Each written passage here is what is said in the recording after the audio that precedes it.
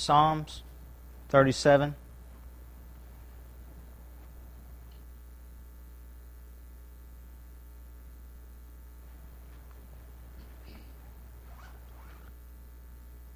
What we'll do is, a few of the things that I'd like to look at is what instructions are given to God's people. What are we encouraged to do? What are the characteristics of the wicked versus the righteous? What will happen to the wicked versus the righteous?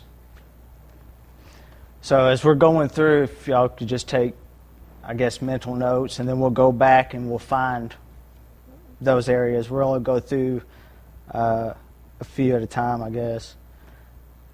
So starting here in verse 1, David's writing, "Do not fret because of evildoers, nor be envious of the workers of iniquity, for they shall soon be cut down like the grass, and wither as the green herb. Trust in the Lord and do good. Dwell in the land and feed on his faithfulness. Delight yourselves also in the Lord, and he shall give you the desires of your heart. Commit your ways to the Lord. Trust also in him, and he shall bring it to pass. He shall bring forth the righteousness as the light, and your justice as the noonday. Rest in the Lord and wait patiently for him. Do not fret because of him who prospers in his way, because of the man who brings wicked schemes to pass. Cease from anger and forsake wrath. Do not fret, it only causes harm. For evildoers shall be cut off, but those who wait on the Lord shall inherit, or they shall inherit the earth. For yet a little while, and the wicked shall be no more. Indeed, you will look diligently for his place, but it shall be no more. But the meek shall inherit the earth, and shall delight themselves in abundance of peace." So in verses 1 through 11, what instruction do we find here from David?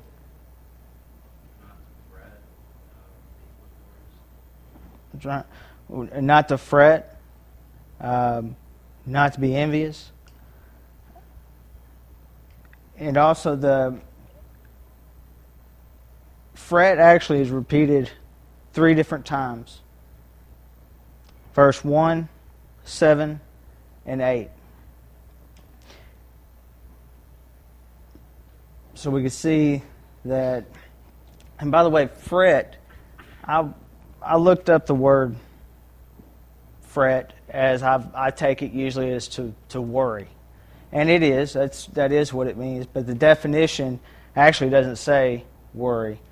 Fret, when I looked it up, it says to eat away or gnaw, to wear away by gnawing, rubbing, corroding, etc. So when we're fretting over here in this context, over evildoers and what they seem to be getting away with, it can gnaw at us, which ultimately will do what?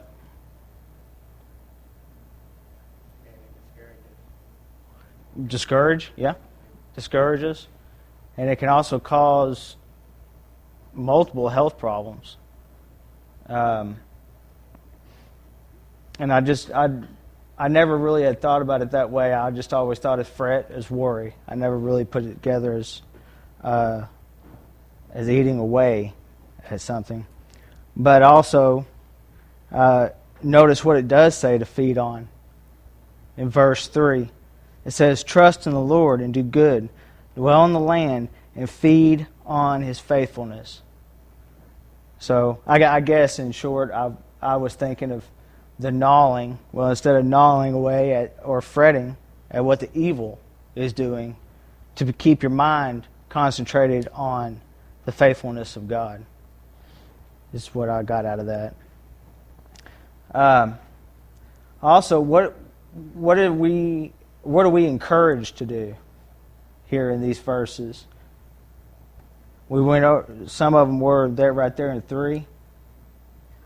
Trust, to do good, to feed. I'm sorry? Commit. That's right. Commit. And to delight in God. And trust also, by the way, is found 2 times through these verses. Verse 3 and verse 5. Also, in verse 7, we are to rest in the Lord. Well, we all know that rest, when you're resting, you're relaxed and at ease. So that's the comfort we can find in the Lord. Also, we find that it says to wait patiently for Him. Wait patiently for what? I guess in this context. Well, I take it as waiting patiently for God to take care of the wicked in this particular context. That's what I'm taking it as. Sometimes it looks like that those that are doing evil, that they're getting away with something, and we can get impatient, like, why are they getting away with this, and I'm not, I have to do what I'm supposed to. And I think that's what it's referring to here, is, be patient, trust in the God, rest in Him. Some of the characteristics, what can we find as far as characteristics of we'll start with the wicked.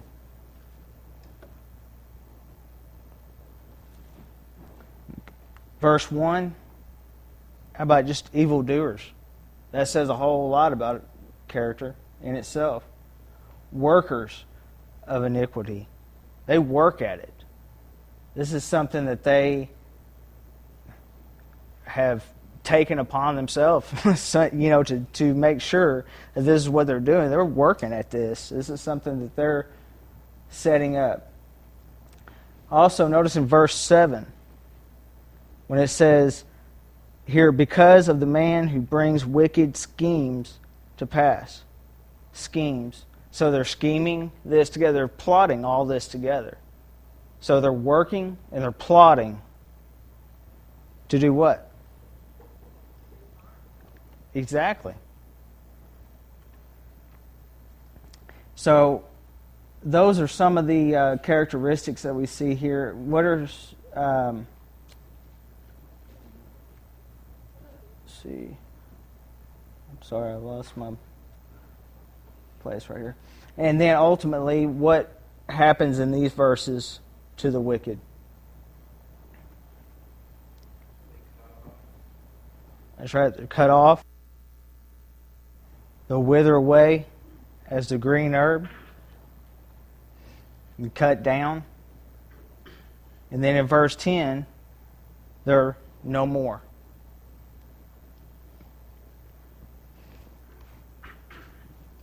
Verse 11, or you know what? Let's start with, the righteous. So what's going to happen to the righteous? Here in verse 4, what do we see?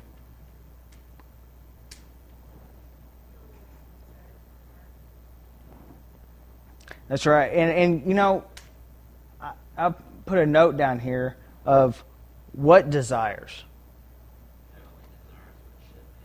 That's right, because it says delight in the Lord, right? And dwell and feed on His faithfulness. So if we're doing that, then that's what's going to be in our heart. Anyway, I just made a side note of that because I guess the first time I read through it, I just found that interesting because some will be going, well, see, I can get what I want, kind of deal.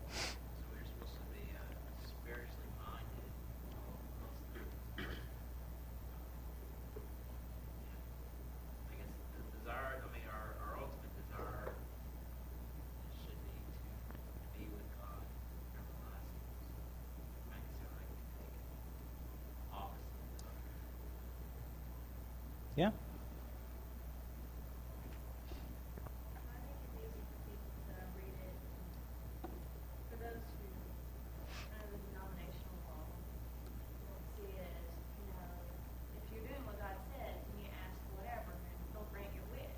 Right.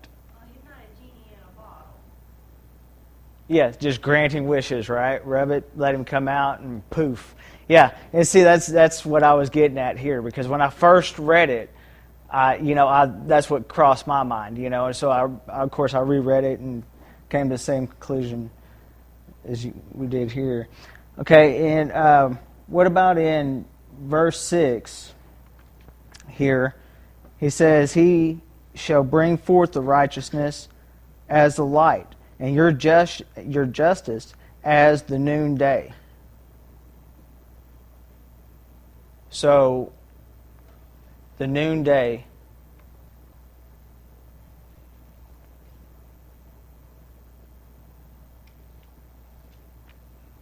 Well, I take that as that's going to be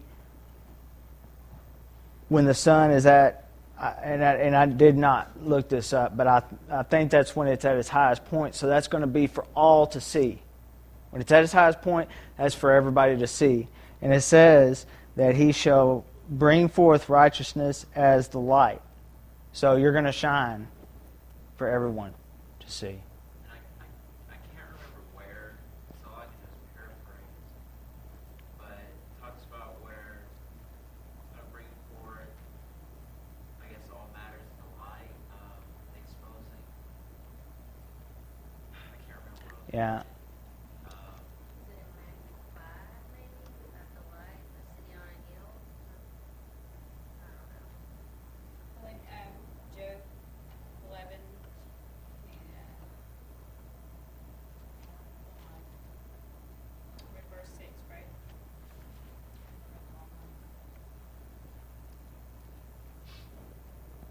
Do you have that? Well, it says, "And thine age shall be clearer than the noonday. Thou shalt shine forth. Thou shalt be as the morning."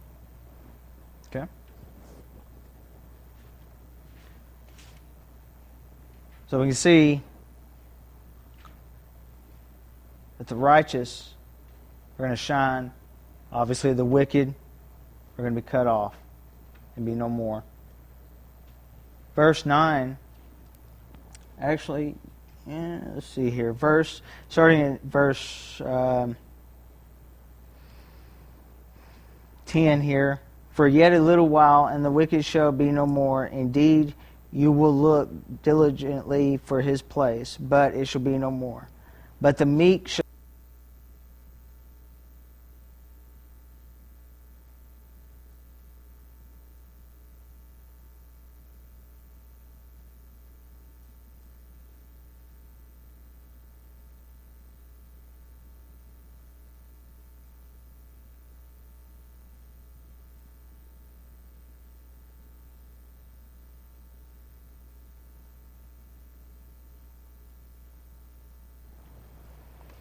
And let me make my note. 6. And here again also, okay, it says, starting in 3, "Blessed are the poor in spirit, for theirs is the kingdom of heaven. Blessed are those who mourn, for they shall be comforted. Blessed are the meek, for they shall inherit the earth. Blessed are those who hunger and thirst for righteousness, for they shall be filled." So there we go again with the feeding of well, here is faithfulness. Here we have the feeding and the...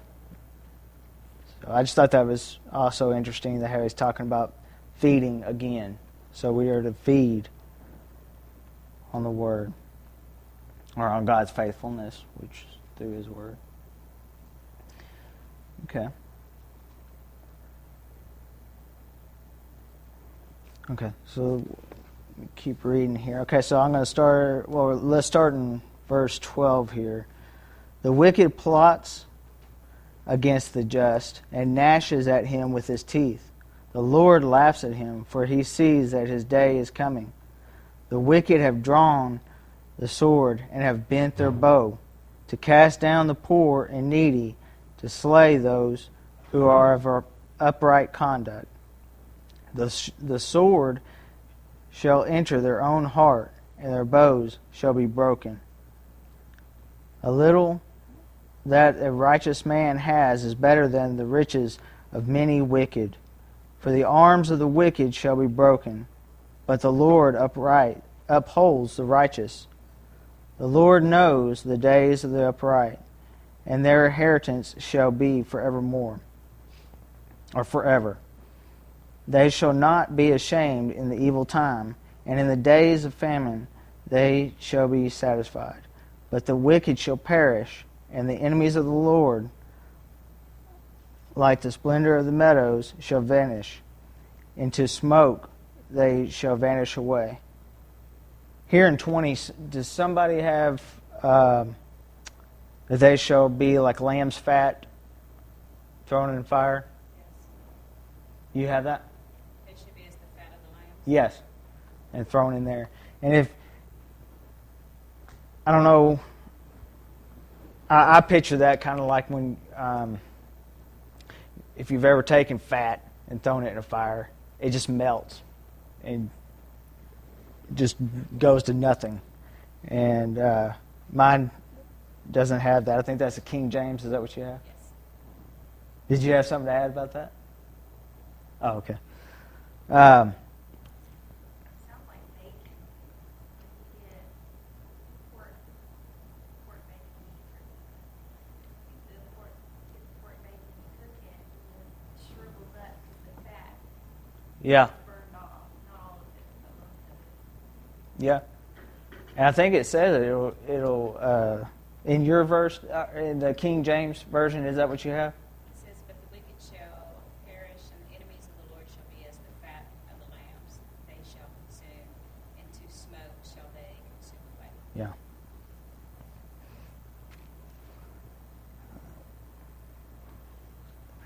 Yeah. In verse,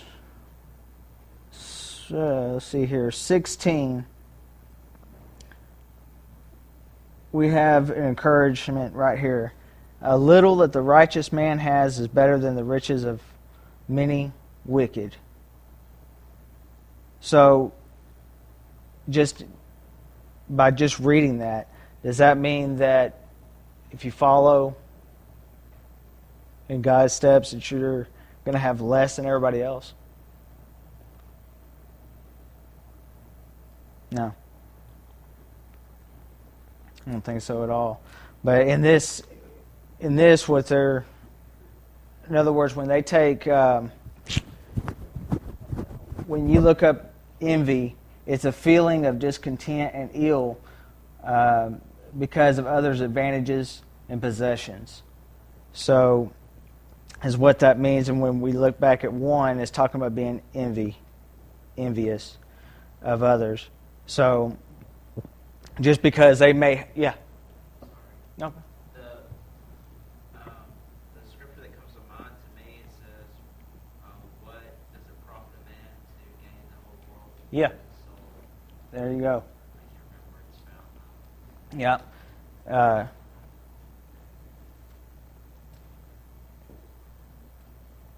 Yeah. Somebody comes up with that, let me know. What is it?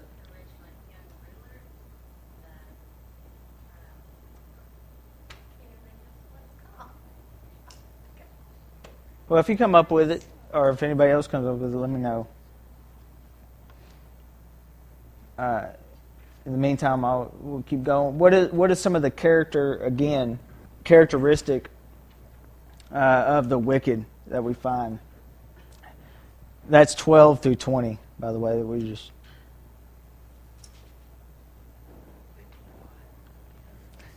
Yep. Again. Because here, in 7, we talked about how they scheme, right? And here's going again, talking about how the wicked plot against the just. Okay? And on that same verse, when it says, and gnashes at him with their teeth. One of the commentaries that I read on this referred to that as, maybe I wrote it down, beastly rage, and on that part. And I got to think about that of, if it was evil that was plotting against us, and you had, say, a big dog. I don't know what kind, but just a big dog. Well, you go walking up on a dog that's obviously not happy, and they're showing their teeth and they're carrying on. You're going to do whatever you can to stay clear of that dog. Okay? But if you have just a little yapping dog, you ain't going to pay no mind to him. Well, the wicked can obviously do damage.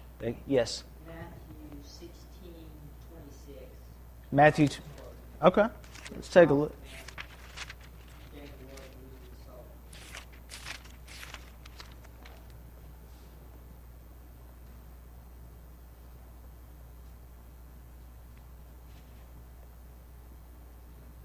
Matthew 16, 17? No, Matthew 16:26. Oh, 26. Who gained the whole world and Oh, loses okay. his soul. Yeah, there you go. What is a man profited if he gains the whole world and loses his own soul? Or what will a man give in exchange for his soul? That's right. Thank you. But so if you have a big dog, to avoid him. If we're on our own, we may not do very good up against that dog if he gets loose and comes after us. But look at the following verse, at what the Lord says he does. He laughs at him. Okay? So, point being, if we're standing behind the Lord, he's going to be our protector. His word is going to protect us against evil if we use it properly. It's got me kind of thinking. When it says the wicked plots against the just and gnashes at him with his teeth, Yeah. talking about the characteristics of the wicked. A lot of times in the New Testament, it describes hell where there's, I guess they're whining, they're always gnashing their teeth. Weeping and gnashing of Yeah, teeth. weeping and gnashing of teeth. You hear that characteristic a lot. Yeah, that's true too. But in this case, if the Lord is able just to fluff that dog off and just laugh at him, I found that pretty interesting. Going back to all the other of rest in the Lord, commit your way to the Lord, trust in the Lord, finding that rest. Don't fret. Why should we fret? The Lord here is laughing at the wicked. But we have to be patient, too. And wait on Him, the Lord. Because He's got His day coming, right? That's what it says. For He sees that His day is coming. And that day will be for the wicked. Well, the day of judgment will be for all, but I'm saying in this right here. Okay? And we see that the wicked, verse 15, there's, okay, let me read it first. Their sword shall enter their own heart, and their bows shall be broken. Okay? First thing that I gather out of that is they're going to bring punishment on themselves. Okay? That's the first thing I gather out of that. The other thing that I gather, where else, what example do we have of somebody that died by their own sword? I say their own sword, but a sword in their own hand. Actually, it was two, but it was in the same.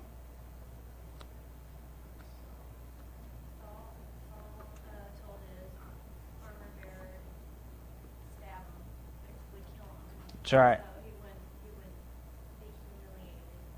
That's right. And then, and he wouldn't do it. Well, as a matter of fact, that's in, it's 1 Samuel. Oh, great. Let's see here. Yeah, 1 Samuel 31, 4 through 5.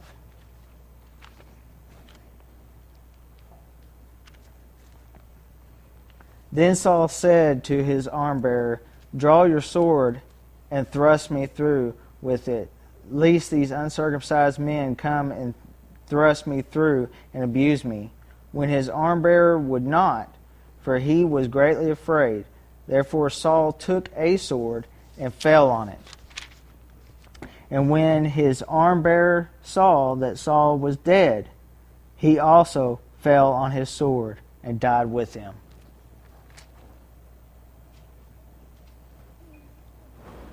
So I found that interesting deal there, because actually I thought it was just Saul until I went and looked it up. And I did not know that that his armsmen did as well. So they're gonna bring punishment to themselves. Jesus said that in Matthew whenever he betrayed Judas and they were taking him away. One of the disciples had pulled a sword, and it was Peter, and he said, "Put your sword in its place, for all those who take the sword will perish by the sword." That's right.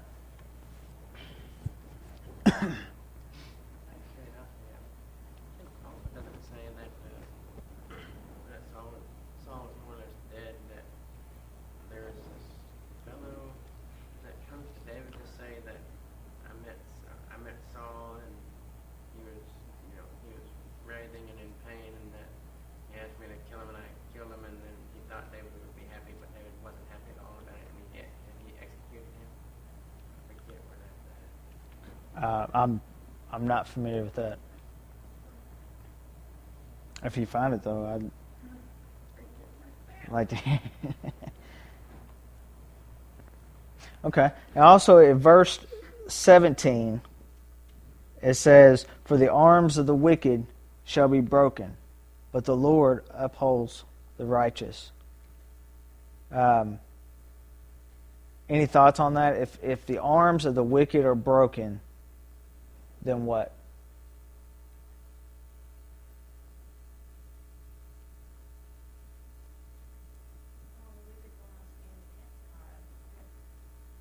They can't use any swords or bows, or they're useless as far as what they're using here, as far as swords and and bows and everything. If their arms are broken, they can't use them. That's what I'm coming away with it. So right, he's gonna say that's enough. They'll have their broken arms per se, and he will take away their sources of, or their devices. And we see that the righteous, though, will be upheld. Verse 17, we just looked at that. Verse 18, they'll have an inheritance for those. And verse 19, they'll have no shame, and God will take care of their needs. Here it was talking about a famine, that they will be satisfied. So even in our times, when we're going through hard times, it doesn't necessarily have to be a famine or something like just in any hard times. God will take care of our needs.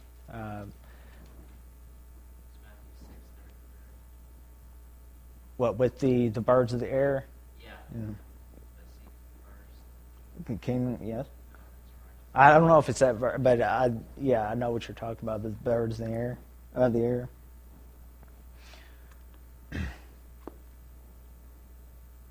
Anything else on this particular 12 through 20? Anything else stands out to anybody?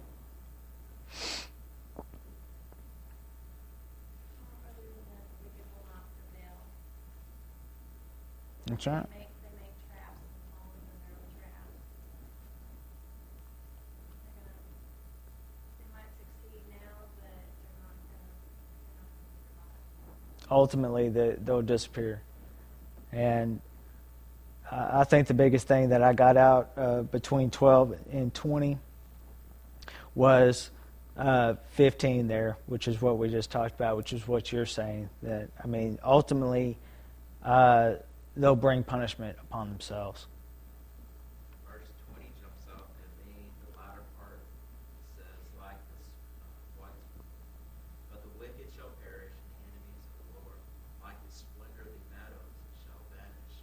The smoke they shall vanish away. It just talks about how little time they have to enjoy their evil. Yep. Here for a season is gone. It's all temporary. Yep. That's right. Okay. So 21 here. The wicked borrows and does not repay, but the righteous shows mercy and gives. For those who are blessed by him shall inherit the earth, but those who are cursed by him shall be cut off. The steps of a good man are ordered by the Lord, and he delights in his way. Though he fall, he shall not be utterly cast down, for the Lord upholds him with his hand. I marked right there. Well, first of all, we see the immediate character, obviously, of the wicked. They're willing to take and no give, is really what I get out of that verse 21. But the righteous shows mercy and gives. So they'll just take and plot and scheme against the righteous. The wicked will. For those who are blessed by him shall inherit the earth again. But those who are cursed by him shall be cut off. The steps of a good man are in order by the Lord, and he delights in his ways. So, a man that commits his way, is trusting in the Lord, feeds in his righteousness of the Lord, and delights in the Lord, his steps will be in order, right? And the Lord delights in that. 24. Any thoughts on 24 here? Though I'm taking that as the one that's working on walking in an orderly fashion, I guess you could say. Though he may fall, he shall not be utterly cast down, for the Lord upholds him with his hand. I guess I think about just living a life righteously. You know, if you do stumble, you know, you pray, you repent, and you'll be forgiven. But it's the difference between living righteously and living in sin. Yep. In Proverbs 24:16, tells us, where a just man falleth 7 times and rises up again, but the wicked shall fall into mischief. So it goes along with what he's saying. Good. Thank you. Yeah. And like you're saying, Robert, if you are walking with the Lord and as a righteous man, like you're saying, you know, I pointed out on my paper here that also shows to me character of the righteous, that we're not all perfect, you know. So to me, I had that marked down as a character as well, because we are going to fall at times, but the character is going to be that we get back up and we don't hold down, and if we stay with the Lord, He will uphold us with His hand. Any other thoughts? 21 through 24. Okay. 25. I have been young and now I am old. Yet I have not seen the righteous forsaken, nor his descendants begging bread. He is ever merciful and lends, and his descendants are blessed. Depart from evil and do good, and dwell forevermore. For the Lord loves justice, and he does not forsake his saints. They are preserved forever, but the descendants of the wicked shall be cut off. The righteous shall inherit the land, and dwell in it forever. The mouth of the righteous speaks wisdom, and his tongue talks of justice. The law of his God is in his heart. None of his steps shall slide. The wicked watches the righteous and seeks to slay him. The Lord will leave him in his hand.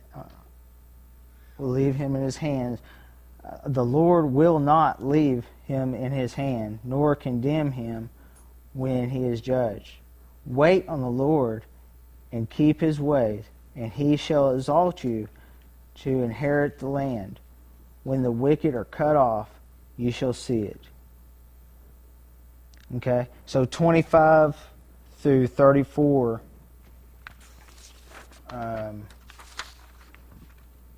We have instruction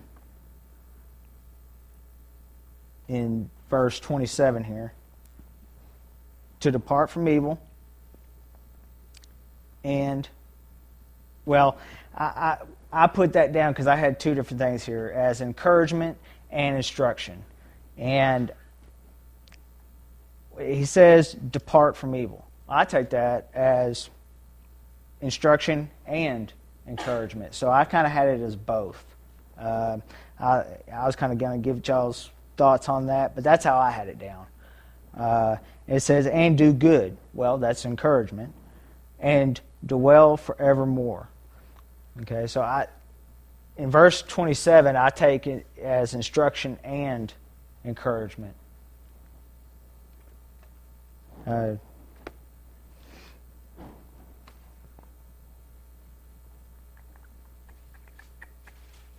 for whatever reason, as far as encouragement, verse 25 says, I have been young, and now I'm old, yet I have not seen the righteous forsaken, or his children begging for bread. As far as the encouragement, if for whatever reason it turns my mind to Philippians 4, where it's in verse 11, it says, not that I am speaking of being indeed brought low, whatever situation I am, to be content, know how to be brought low and not about. And in every circumstance, I have learned that the secret of facing plenty hunger, abundance, need, lack of love, redemption. I just, for whatever reason, that just kind of grabs my attention in the verse. Mm-hmm. I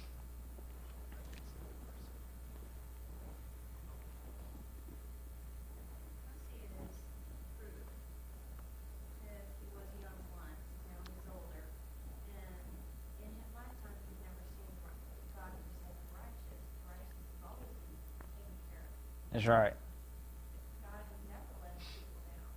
We let God down, but he will never let us down. That's right. And here, and like you said, here's an older person, and sometimes even at a young age, sometimes we think we've seen a lot. But when I talk with older people that I can really trust, that have been with the Lord their whole life, and they're in their 80s, you sit down and you talk with them, and they have so much understanding, and you can see when they're sitting, you sit down and have a conversation with them, and sometimes they'll just kind of smile at you because they know that, yeah, I know. I used to think that, and some of it you're just going to grow out of. But the one thing they'll tell you is stay strong. Don't fall. And he's saying here, the righteous, he hadn't seen forsaken. Right? So, good point. If you're staying with the Lord, then you will not be forsaken, and He will take care of that. Any other thoughts on that there?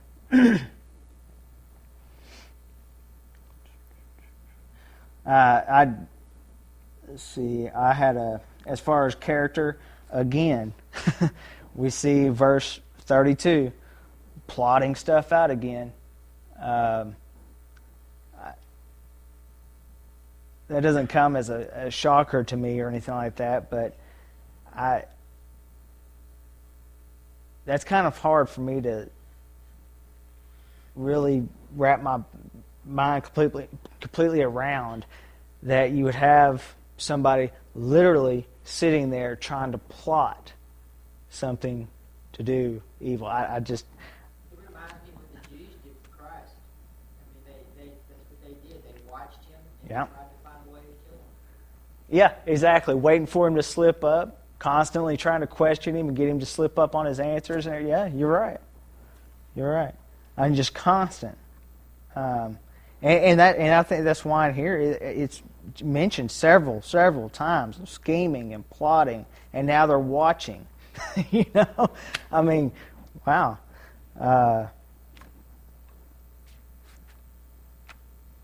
Let me see if.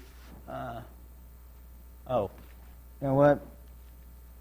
I'm about out of time here, so let me wrap up with. Let me read 35 through 40, and we'll wrap this up. I have seen the wicked in great power, and spreading himself like a native green tree, Yet he passed away, and behold, he was no more. Indeed, I sought him, but he could not be found. Mark the blameless man, and observe the upright, for the future of that man is peace. But the transgressors shall be destroyed together. The transgressors shall be destroyed together. The future of the wicked shall be cut off. But the salvation of the righteous is from the Lord. He is the strength in the time of trouble, and the Lord shall help them and deliver them. He shall deliver them from the wicked and save them, because they trust in him. So leaving on this note here is, who will he deliver?